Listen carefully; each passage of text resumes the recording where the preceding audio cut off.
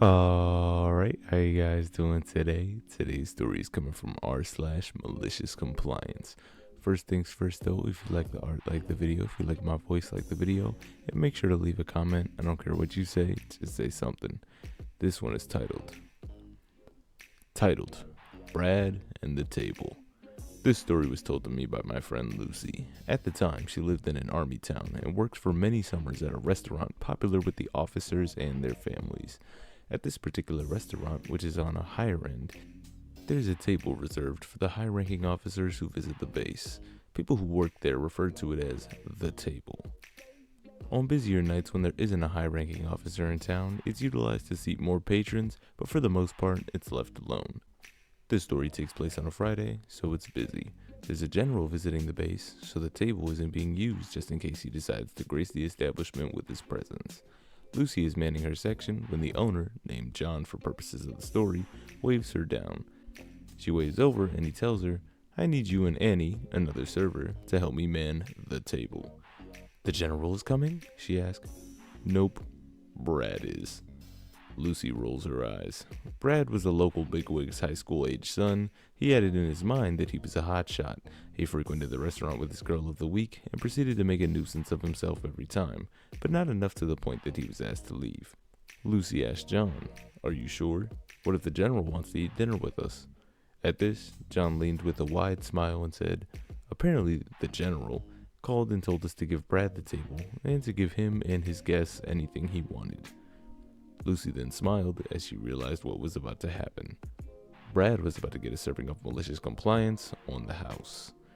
20 minutes later, Brad, wearing a West Point blazer, arrives with several young people. John makes a big show of greeting them and escorting them to the table.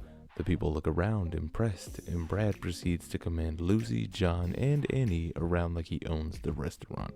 The only good thing about this particular experience was that, due to him being underage, Brad and his buddies never tried to order any alcohol. Brad proceeded to be a nuisance, demanding more appetizers, sending food back because it wasn't cooked just right, and ordering the most expensive entrees on the menu, yada yada yada. Lucy, Annie, and John continue with this, smiling as more and more food is added to the table. Then, time nears for the check. Lucy told me that the entire group managed to rack up $843.29, not counting the mandatory gratuity because the party's above a certain size. Brad gets the bill, and he flips out. "What is this?" he barked, waving the check. "It's your check," John says. "The general said to let you order anything you wanted." Brad then stands up to argue, and that's when the host rushes up, her face white. "John, the general is here," she whispers. Everyone turns to look, and there's the general with his entourage. John excuses himself before going over. He and the general start to talk for a few minutes, and Lucy notices Brad turning white and starting to get out of his seat. Annie then looks at him and says, "You better not try to dine and dash. I don't want to have to sick these nice officers on you." Then Brad sits down and fidgets. John and the general come back to the table, making eye contact with Brad.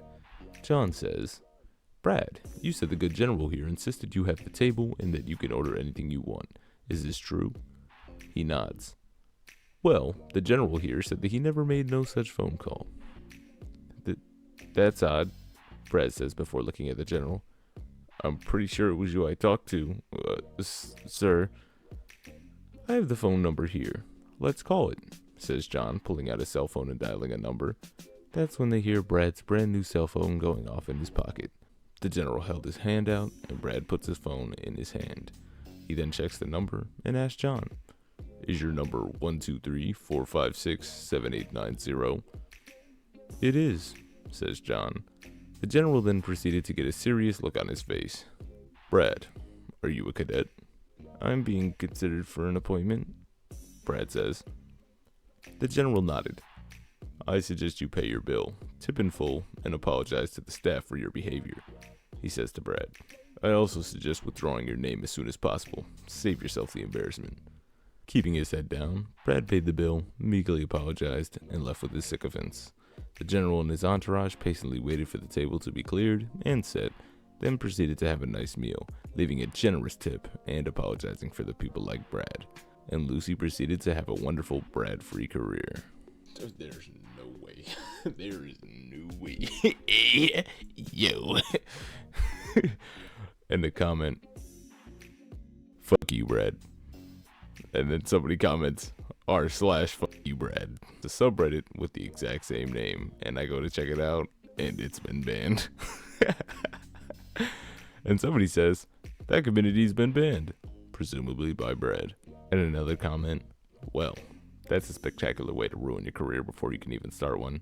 Kind of like that idiot that flipped the bird to the guy that he cut off to steal his parking space, only to have a job interview with him after.